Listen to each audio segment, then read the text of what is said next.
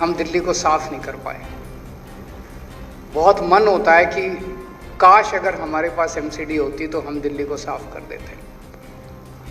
15 साल से इनके पास एमसीडी थी, इन्होंने नहीं किया, और अब ये लोग चुनाव भी नहीं करा रहे। मतलब जो सरेआम गुंडागर्दी होती है, लफंगई होती है, वो मचा रखी है इन्होंने कि काम हम भी नहीं करेंगे और तुमको भी नहीं करने देंगे, और देखते हैं दिल्ली कैसे साफ होती है। दिल्ली वालों से बदला निकाल रहे हैं। एक इनके सीनियर नेता से मैं पूछ रहा था, मैंने कहा ये कोई इतनी बड़ी बात थोड़ी है दिल्ली को साफ करना, क्यों नहीं करते? कहते दिल्ली के सफाई कर्मचारी कामचोर हैं। बीजेपी वाले कहते हैं कि दिल्ली के सफाई कर्मचारी कामचोर हैं। दिल्ली के सफाई कर्मचारी कामचोर नहीं है, तुम चोर हो, तुम डाकू हो। पहले इसी तरह की गंदी भद्दी गालियां ये लोग टीचरों को दिया करते थे, सरकारी टीचरों को, डॉक्टरों को दिया करते थे। कहते थे दिल्ली के टीचर पढ़ाते नहीं है, निकम्मे हैं। टीचर आते हैं, पेड़ों के नीचे बैठे रहते हैं। वही टीचर है, हमने तो टीचर बदले नहीं। 60,000 टीचर हैं, वही टीचर है, हमने तो बदले नहीं, और इन्होंने क्रांति करके दिखा दी। वही डॉक्टर हैं, वो तो हमने बदले नहीं, इन्होंने हम क्रांति करके दिखा दी। एक बार एमसीडी हमारे हाथ में आ जाए, यही सफाई कर्मचारी है, पूरी दुनिया के अंदर ये सफाई कर्मचारी दिल्ली का नाम रोशन करेंगे।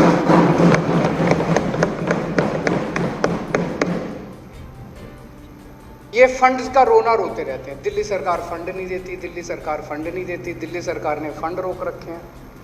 हमने सारे फंड दे दिए, पर चलो मान लिया, पर अब तो केंद्र के अंडर में आ गई एमसीडी, अब तो हमारा फंड देना बनता ही नहीं है।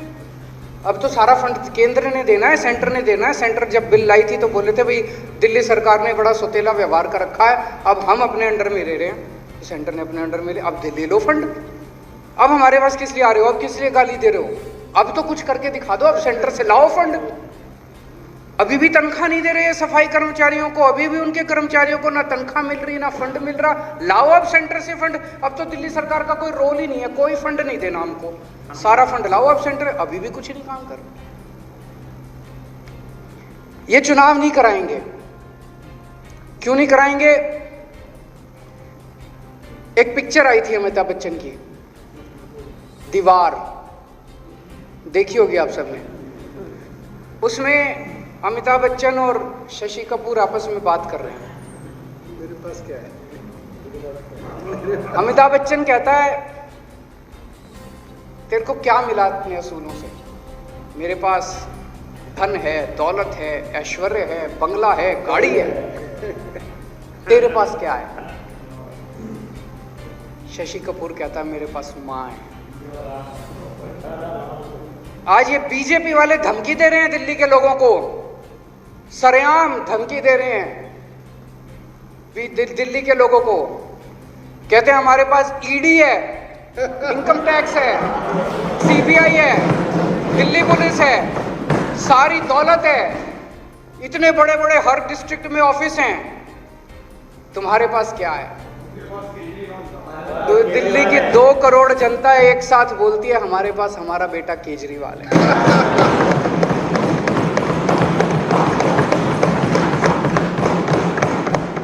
इसीलिए डरते हैं ये लोग। वो गली का गुंडा होता है ना, जाता है किसी के घर में, तेरे लड़के को बाहर निकाल, जनता कह रही है खबरदार तुमने केजरीवाल को हाथ लगाया। अपने बेटे से प्यार करती है जनता।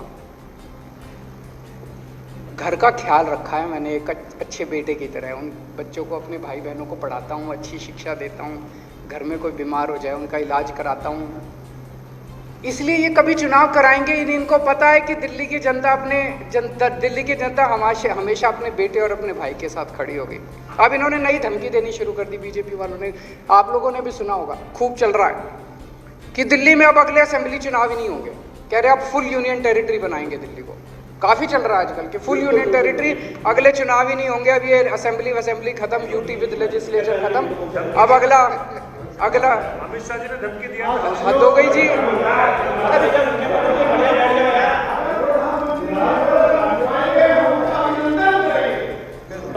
ये लो ये लो ये लो ये लो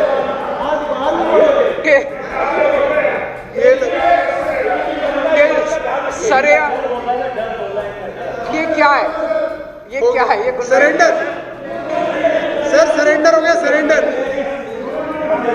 चुनाव नहीं जीत सकते ये। के केजरीवाल से नफरत करते करते तुम लोग देश से नफरत कर बैठे। केजरीवाल आएगा जाएगा, केजरीवाल इंपॉर्टेंट नहीं है, लेकिन अगर आप लोग इस देश में चुनाव हराना खत्म कर दोगे, संविधान के चीथड़े कर दोगे, जनतंत्र को खत्म कर दोगे, तो ये देश नहीं बचेगा। दूरी साहब, हम रहे ना रहे, आप भी कल नहीं रहोगे, मैं भी नहीं रहूंगा, हम अमर थोड़ी हैं। कल मैं भी मर जाऊंगा, आप भी मर जाओगे। आने वाली पुश्तें, आपके बच्चे आपको गाली देंगे कि मेरा बाप ने सदन में खड़े होकर कहा था कि दिल्ली के अंदर जनता। आपके बच्चे गाली देंगे, मैं आपको लिख के दे रहा हूं आज कि आपने सदन के अंदर खड़े होकर कहा था कि मेरे बाप ने कहा था सदन के अंदर खड़े होकर कि जनतंत्र खत्म कर देना चाहिए इस देश से।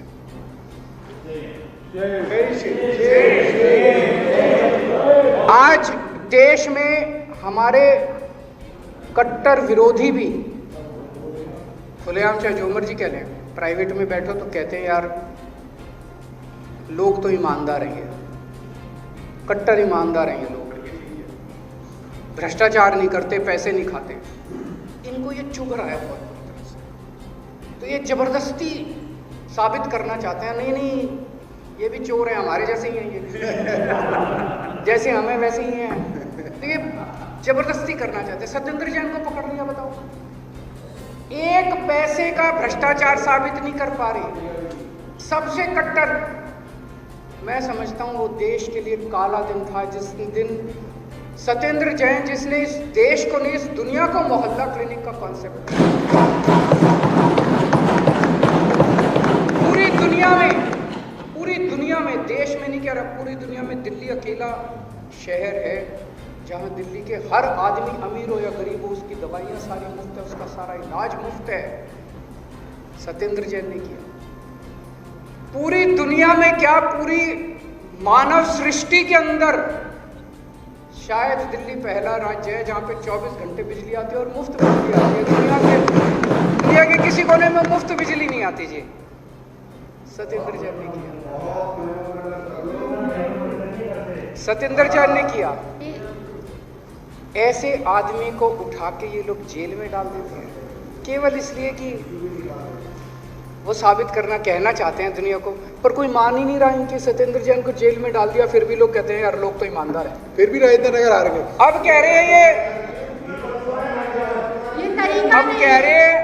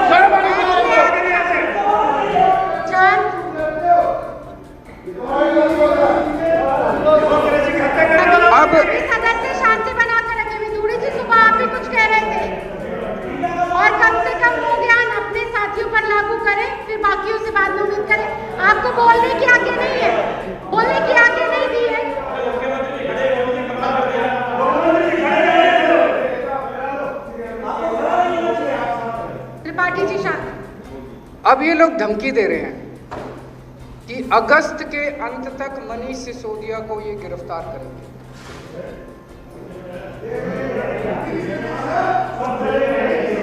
ये कोई तरीका नहीं हुआ ना। ये कह रहे हैं मनीष सिसोदिया को गिरफ्तार करें। यार ये शक्ल से चोर नजर आता है आपको? सर सब चलेंगे, साथ चलेंगे, सब साथ चलेंगे। शक्ल से चोर नजर आता है। दिल्ली के 18 लाख बच्चों का भविष्य बनाया है इसने।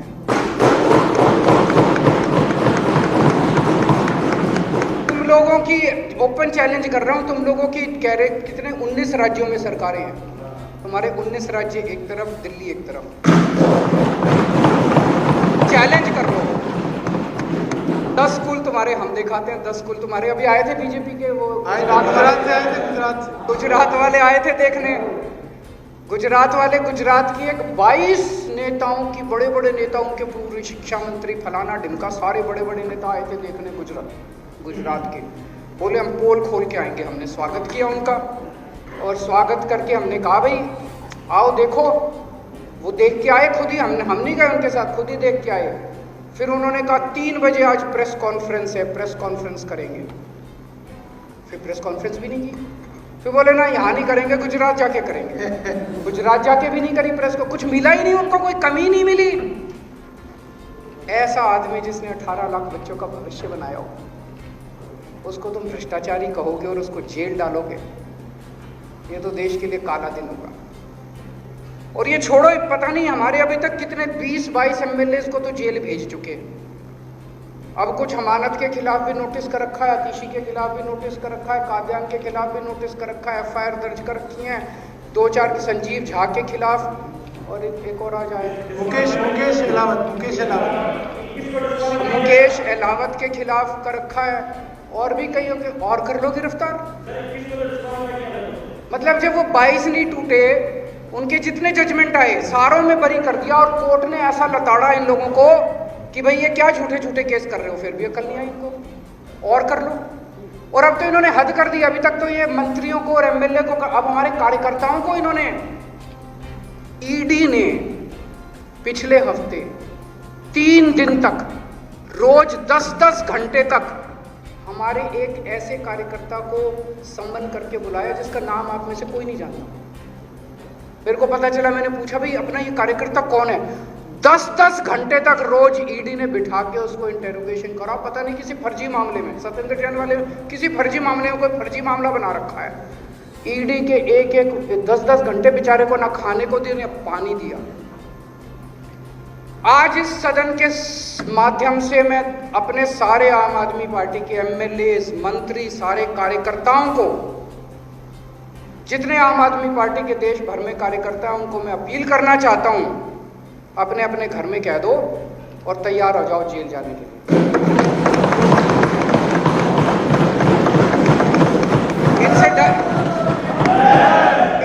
इनसे डरने की जरूरत नहीं है, इनसे डरने की जरूरत नहीं है। तैयार हो जाओ जेल जाने के लिए। सर तैयार है। मैं खुद 15 दिन जेल में रह चुका, कोई दिक्कत नहीं होती। कोई दिक्कत नहीं होती। और ये सब मेरे को बोल लेने जी, और इनकी जांच कैसे होती है, सीनियर है, क्या फर्जी जांच है, इसकी मैं एक कहानी सुनाना चाहूंगा कि इनकी जांच कैसे होती है। एक बार 3 देशों की पुलिस, उनमें कंपटीशन हुआ। भारत की पुलिस, अमेरिका की पुलिस और इंग्लैंड की पुलिस। बताता हूं। तो कंपटीशन ये था भाई, कौन से देश की पुलिस सबसे जल्दी चोर को पकड़ लेती है। तो पहले अमेरिका की पुलिस आई, उनको कहा गया ये फलाना फलाना चोर है, इसको पकड़ो। 2 दिन में चोर को पकड़ के ले आए। फिर इंग्लैंड की पुलिस आई, उनको कहा गया भी चोर को पकड़ो, वो 1 दिन में चोर को पकड़ के ले आई। फिर भारत का नंबर आया, बीजेपी वाले आ गए, बोले जी तुम्हारी पुलिस, बोले बस हम ही हैं।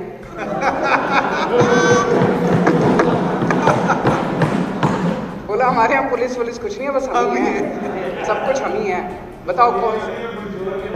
तो उनको बोला भाई चोर पकड़ो, वो भी 1 दिन हो गया, 2 दिन हो गया, 3 दिन हो गए, आए नहीं।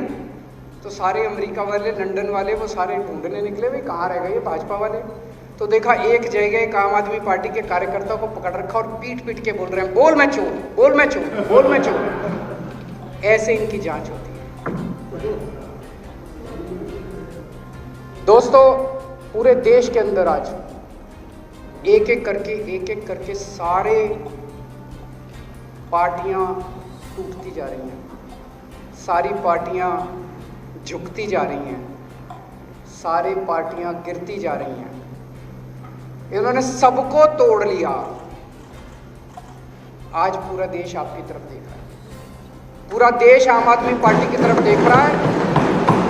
केवल आम आदमी पार्टी है, आम आदमी पार्टी अकेली है जिससे इनकी पैंट गीली होती है। केवल आम आदमी पार्टी है जिससे इनके टॉप के दोनों नेता डरते हैं। तुम सारे मत टूटना किसी भी हालत में। अभी मैं गुजरात से वापस आ रहा था, मेरे बगल में एक आदमी बैठा था, गुजरात का था। उसने मेरा हाथ पकड़ लिया कस के और मुझे कहता है कि सर कुछ भी करो, गुजरात को बचा लो इनसे। मैं सोच रहा था कि कितनी उम्मीद है लोगों को हम लोगों से, कितनी ज़्यादा। मैंने उसको बोला यार तुम लोग कुछ क्यों नहीं करते? कहता सर सारे डरे हुए हैं, सब डरे हुए हैं, किसी की हिम्मत नहीं होती इनके खिलाफ बोलने की, सबको डरा रखा है। आज का ये दौर जो चल रहा है हमारे देश के अंदर, ये इतिहास में काले अक्षरों से लिखा जाएगा। और जब ये इतिहास के अंदर काले अक्षरों से लिखा जाएगा, उस वक्त तुम लोगों का नाम स्वतंत्रता सेनानी के रूप में लिखा जाएगा। उस वक्त सतिंदर जैन का नाम स्वतंत्रता सेनानी, मनीष सिसोदिया का नाम, संजीव झा का नाम, जितने तुम जेल गए हो सबका नाम। आज के जमाने के तुम सारे भगत सिंह हो, मरने के लिए कटने के लिए तैयार रहना।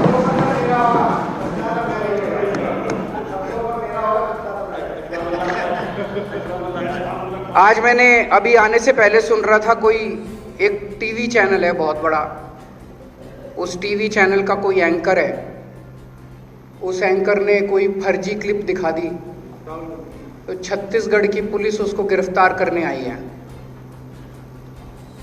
होना चाहिए गिरफ्तार, क्यों नहीं होना चाहिए? वारंट है सर, वारंट है, वारंट लेके आई है। उत्तर प्रदेश की पुलिस उसको बचाने पहुंच गई। अब दोनों राज्यों की पुलिस गुत्थम गुत्था हो रही है। बताओ ये क्या हाल बना दिया देश का। चाइना से लड़ाई नहीं होती तुमसे, अपने देश के अंदर एक राज्य की पुलिस दूसरे राज्य की पुलिस से इन्होंने लड़ा। पंजाब की पुलिस दिल्ली से एक अपराधी को पकड़ने के लिए आई, दिल्ली पुलिस उसको बचाने पहुंच गई। तो ये क्या हाल बना दिया, एक राज्य की पुलिस दूसरे राज्य। हम सारे आपस में लड़ेंगे क्या बैठ के? लोग आपस में पर लड़ेंगे, पुलिस इसकी पुलिस उससे लड़ेगी। अरे यार सारे मिलके चाइना से लड़ो ना। चाइना हमारे देश के अंदर घुस गया, उसको बाहर भगाते हैं सारे मिलके। बीजेपी वाले, कांग्रेस वाले, आम आदमी पार्टी, सारे इकट्ठे हो जाओ। तो सारे आपस में लड़ेंगे तो कैसे?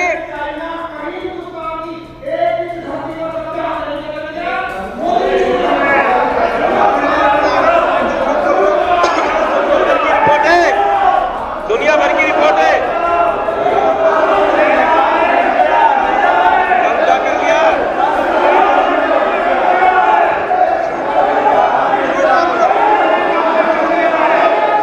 विदुड़ी जी क्या तरीका है?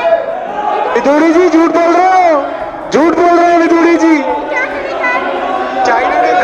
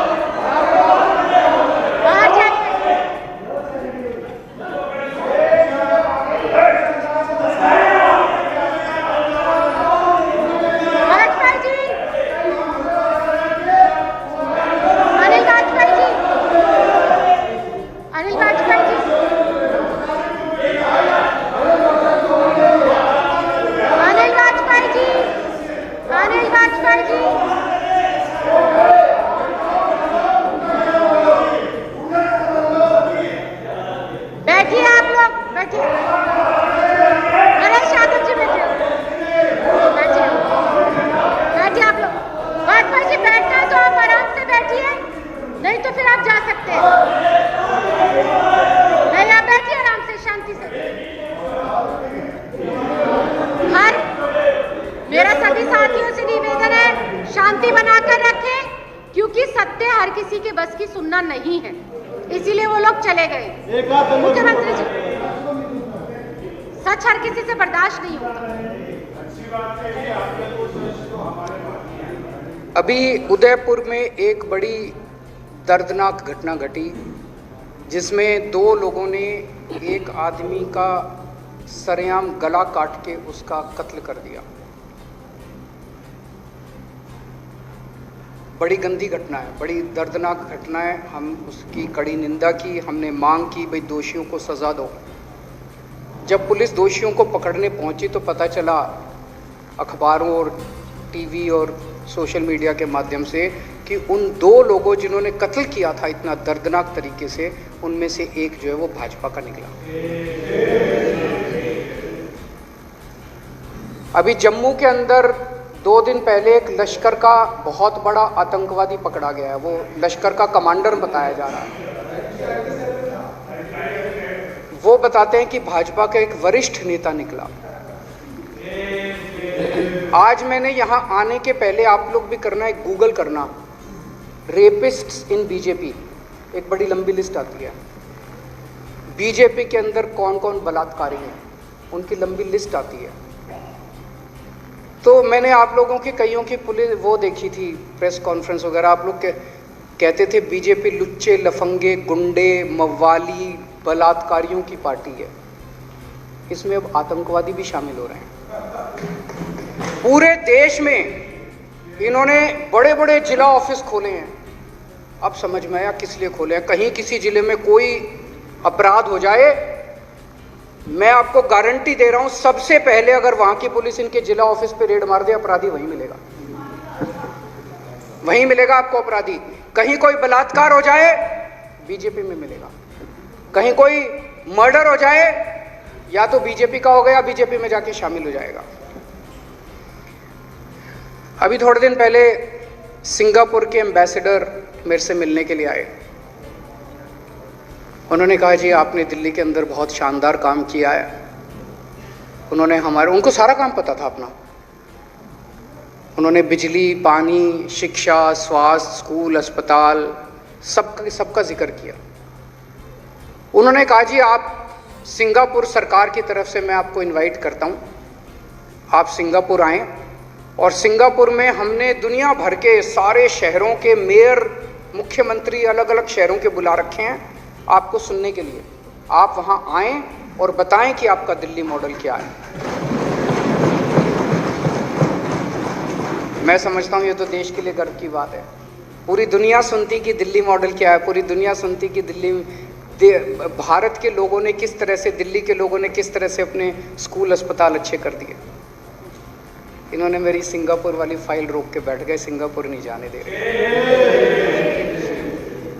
ये केजरीवाल से नफरत करते करते इस देश के साथ नफरत करने लग गए कि पूरे दुनिया के अंदर भारत का नाम नहीं होना चाहिए किसी भी हालत में।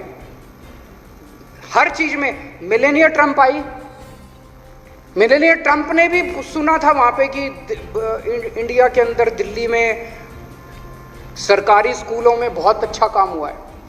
मिलेनिया ट्रंप 2 साल पहले डोनाल्ड ट्रंप जब आए थे, उनके साथ उनकी धर्मपत्नी मिलेनिया ट्रंप भी आई थी। मिलेनिया ट्रंप ने आके बोला मैं तो दिल्ली सरकार के स्कूल देखूंगी। तो मोदी जी ने बहुत समझाया, बहन मान जा, तेरे को मैं अच्छा प्राइवेट स्कूल दिखा देता हूँ। नहीं मानी। बोले तेरे को मैं केंद्र सरकार का कोई स्कूल दिखा देता हूँ, हमारे दूसरे कोई राज्यों का स्कूल। नहीं मानी। बोली मैं तो केजरीवाल के स्कूल में जाऊंगी। अच्छी बात है, देश का नाम होता है। पर ये मेरे को पिछली साल कोपेनहेगन में बुलाया गया कि भाई दिल्ली ने प्रदूषण के ऊपर अच्छा काम किया। मैं ये नहीं कह रहा प्रदूषण सारा कंट्रोल हो गया, अभी बहुत काम करना है, लेकिन पहले जो हालत थी उससे काफ़ी सुधार हुआ है।